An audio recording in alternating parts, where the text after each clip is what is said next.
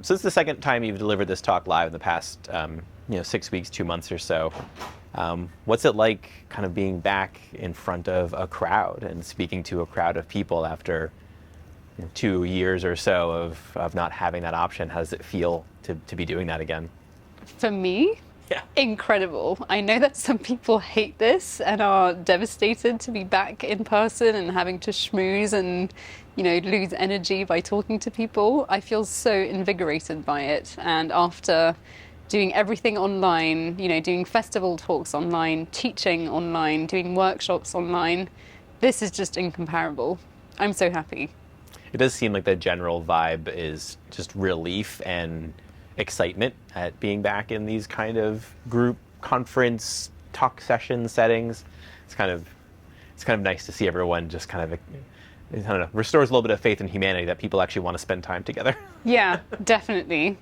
And people, you can see it on their faces, like they have big smiles and come up to you and say, thank you, that was great. And then they chat and they're so happy. And I don't think anything comes close to replacing that.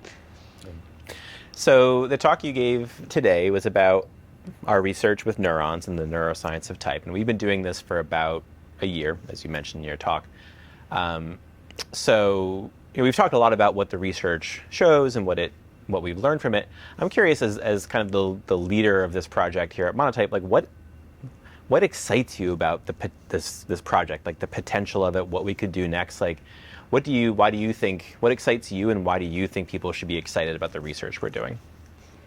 I really think that the main, for me personally, the main goal is really getting to a place where, first of all, we have so much data that we can start doing proper comparison, finding strands that we can compare where we would never have thought to compare before because it just hadn't come up. I think just having that volume is something that excites me.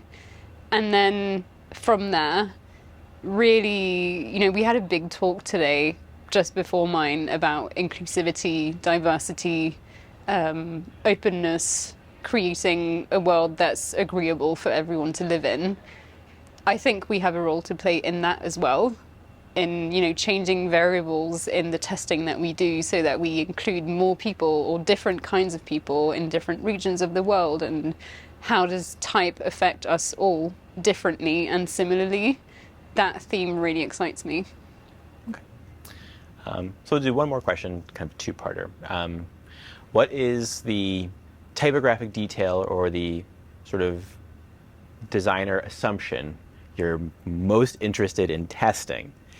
And separately, what is the typographic assumption or typographic detail you're most worried you'll be wrong about?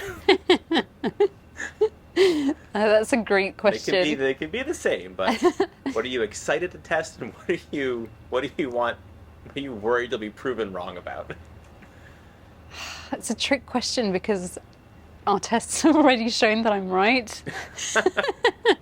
I was very excited about the single story A versus double story A. Mm-hmm.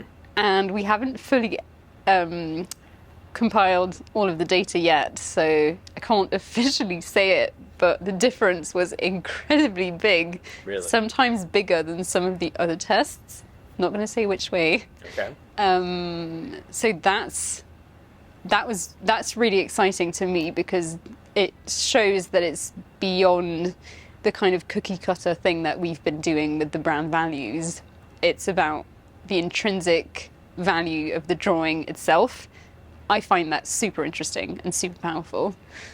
And then the one that I'm most worried about is especially thinking about the differences in demographics. Okay, this is like my worst nightmare. This is not manifesting, it's quite the opposite. Is confirming gender stereotypes of typefaces, because I wrote a whole book on it. And if, swear to God, we do research and people say that this is feminine and this is masculine, I'll lose it. Maybe we just won't test that. Oh yeah, no, well, never. That we won't show. That I'll veto it and nobody will ever see it.